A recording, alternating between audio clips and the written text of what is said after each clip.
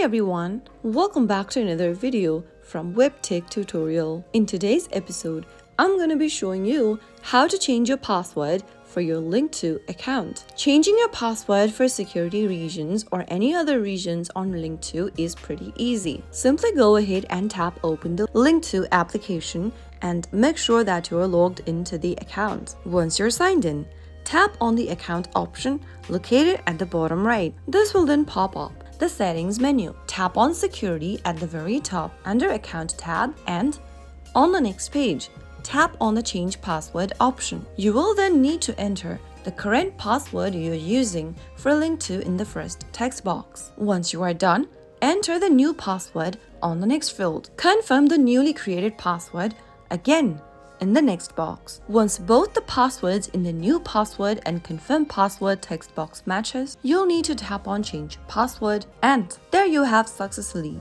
changed to a different password on Linqto application. Changing your password might be a crucial step whenever your account's security has been compromised. Make sure to change your password now and then so that no one else will be able to access your account. So that's how easy it is to change your password on Linqto. If you found the video to be helpful, go ahead and give us a thumbs up. Don't forget to subscribe to our channel by hitting the subscribe button.